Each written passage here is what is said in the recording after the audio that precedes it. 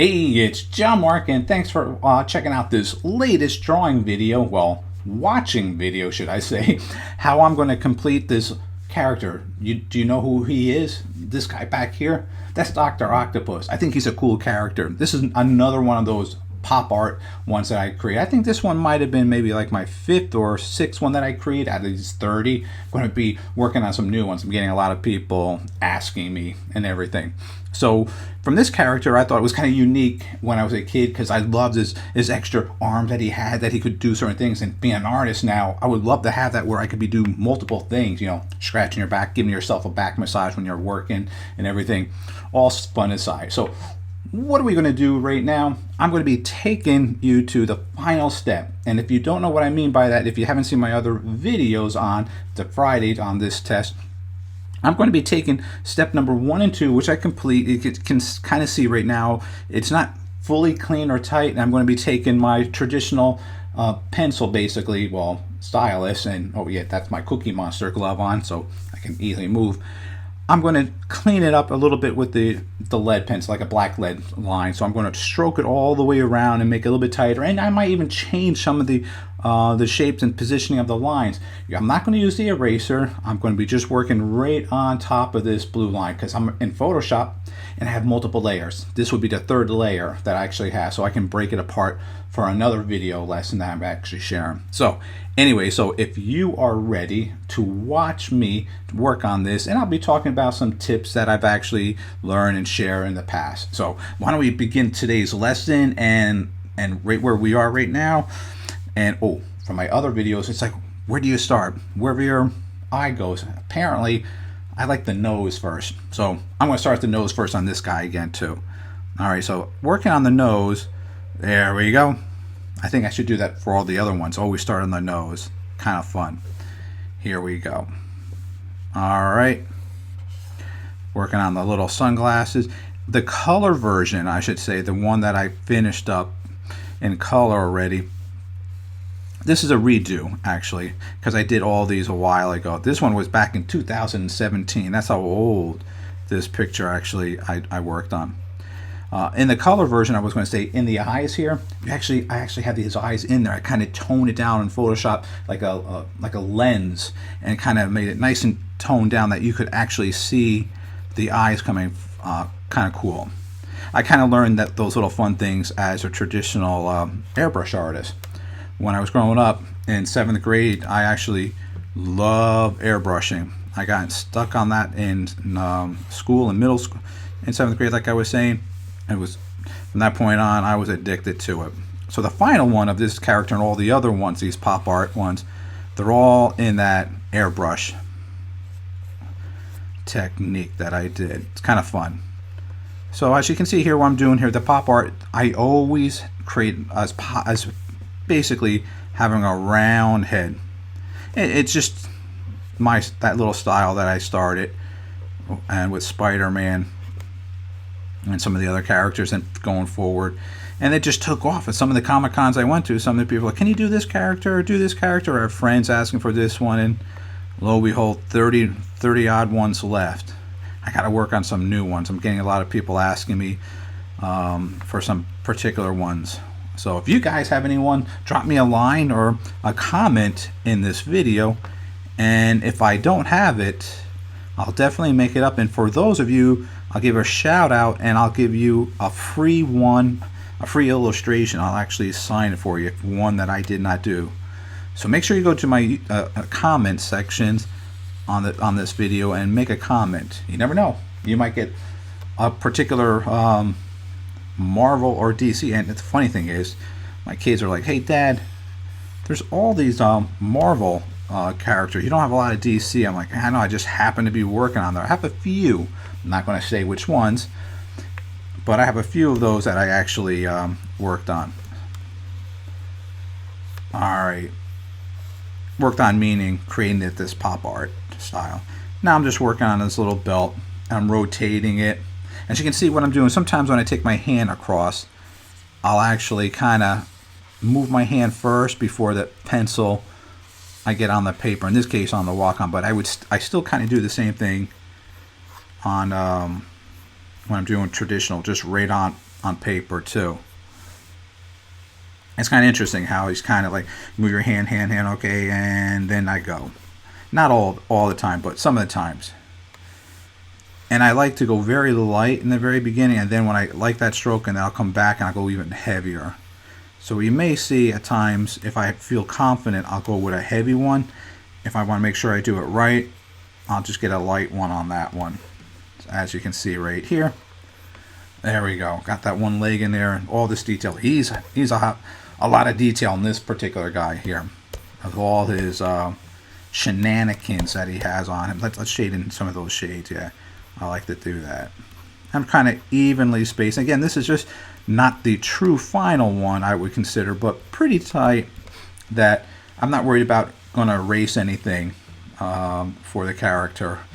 So I can take it from here. And then from here, what I did with this one, I actually took it into Illustrator. And I inked it in Illustrator. I laid in all the flat colors first. And then from the flat colors, then I brought it into Photoshop. And then in Photoshop, I did all the airbrushing in that particular program. And I laid out the software, the layers in there. And just a little side note, these take me, maybe a couple sketches. This is like to thumbnail this out very first. I could have a dozen of them. I might have a body part here and there that I kind of like. And then I'm like, take another piece of paper and sketch on there. So the final one that I had created for this one might have had multiple illustrations and different pages that I combined them together when I'm just taking notes. And this particular one, believe it or not, so when I did waiting online for my kids at school, what I was actually doing is when I'm waiting in the car, I have some sketch pads, and from those sketch pads, I actually, let's see, do some of these little characters in there, whatever I'm working on. So that's another reason why I have multiple pages. Sometimes they don't come across the first time I'm waiting or so forth. There you go. There's one of his extra little arms there, and let's get this other one right down here on the back. There we go. And on the other side. So yeah, so when you come up with, I lost my train of thought. What I was sharing before is how long do they take me to do the pencil, the color. They vary. From some characters, they can pop in really quick, and other times they might take a little bit more time, and I have to come back and forth to it. So not always do they come quickly to me, the pose as well as the shape of everything. Then coloring. Now when coloring comes down, that pretty much is a standard time frame for me. So I could do it in several hours. Like this little guy right here, if I remember, it might have been taking me about like 4 hours or so to complete the coloring. Why it takes so long is because I try to take my time when I'm airbrushing, and since I have all the flat colors laid out in Illustrator, it makes it a lot easier. I can just select an area, and from that area I can just color it in. Traditional airbrush artists, again, like I grew up doing the old-fashioned airbrush artists on paper, on board, and on jackets, on people's cars. We had to use Frisket, and from the Frisket we had to cut out all these particular shapes where they're aligned, and everything else was blocked out. What Frisket is kind of like a very large piece of tape, the clear tape that you normally use for Christmas wrapping, but one large sheet. And then each time you have another area, you kind of cut it out like a puzzle, and you just cover it so that the airbrush, the paint, does not overspray or spray onto that area. So like each one of these little arms here, if I was cutting out that, I would have to cut each one if there was a unique thing there, place it back in the puzzle, airbrush, place it back in. It would take a long time. So doing this the old-fashioned way in airbrushing, this probably could have taken me maybe like a week or more to do it that way. But now with a computer, I color all flat colors in one area, click the magic wand in there, that's all isolated out. I can airbrush everything clean as possible. So much easier. But it's good to understand how the old way of traditional airbrushing is in there, because hey, you may not be able to do something like this on somebody's jacket or on a car. because when you want to be an airbrush artist, you might have to airbrush on a car. You don't got a computer on the car, you got the old way. So sometimes it's always good to know the traditional way of actually drawing, and in that case, airbrushing. Alright, getting back to there. So I'm just about done with that little one. That I did 2 arms working on this last one. Oh yeah, let me show you that what I did here. As you can see here, these 2 down here are kind of close to each other. So what I did is, like, I had one further out here and one here, and then this top one over here, which I thought I wanted to do was like really reaching out. As you can see how close my blue little Cookie Monster hand is, that's kind of like nice. So they're not all equal here. You kind of get that depth and kind of get that action. And that's one thing when coming up with these, you want to try to get some of the poses. They're simple. I'm not going extravagant with the poses, but in this case, since his little arms there, I wanted to make kind of cool. Alright, and this one's taking a little longer than the others that I did, because there's more detail involved in this guy in here. And imagine being a comic book artist and you have to work on Spider-Man. Man, I remember hearing that in my art school. I went to the Joe Kubert School of Cartoon Graphic Arts in Dover, New Jersey. It was just down the street from where I grew up. And some of the teachers and some of the people that said they work on Spider-Man, they hated Spider-Man because of all the stuff on his costume, on his shirt, that they would have to actually draw in each one of those. And the inkers had to ink that in. Oh, they made it a lot more. Some of these characters that just had one suit on, really simple, easy, sneezy, that's the ones that they love to work on. But Spider-Man is a fun character for sure. And as you know, this is one of Spider-Man's villains, so I think it's kind of cool working on that one. Alright, yeah, this is a fun life being a comic book artist, or should I say generally an artist altogether. It's not just comic books I worked on. I worked on video games. I worked on a ton of advertisement package design, from M&M Mars to AT&T to Gold Star, Red Dev, a ton of products my graphics on, and as well as doing video games. That was fun. That was really fun.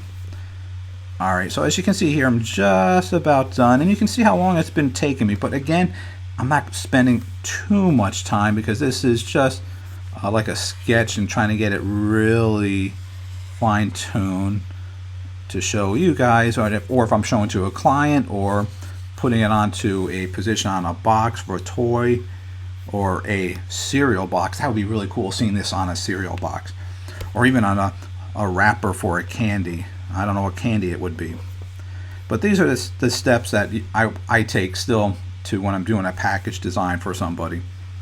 You still need that step-by-step rough layout. Sometimes you don't even do that finished coloring. You're just trying to comp this out, and you take like markers and you would just basically show them the color comps so that they can see the tone and the packaging on there. Yes, I've even done Chef Boyardee.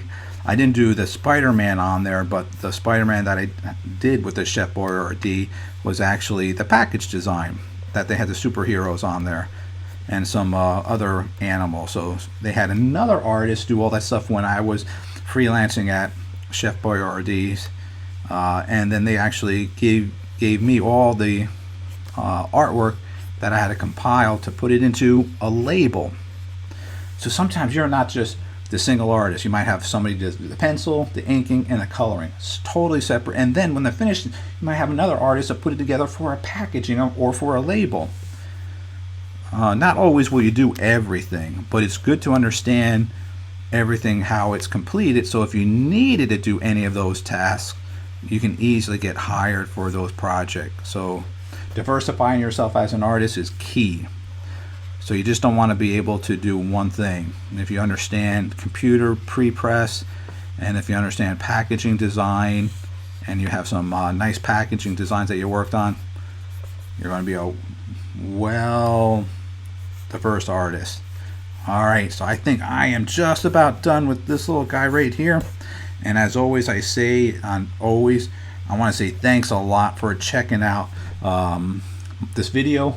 And I hope you learned something from the techniques that I'm working on, the step by step, and just learning a little bit about myself, but how art can apply to you and what you need to become a better artist. And sketching, I would critically say, spend as much time as you can a day. If it's 5 or 10 minutes, great. Daily, great. The more you practice on sketching and drawing and art, the better you will become. As always, I want to say again, thanks for checking out this video and have a great day.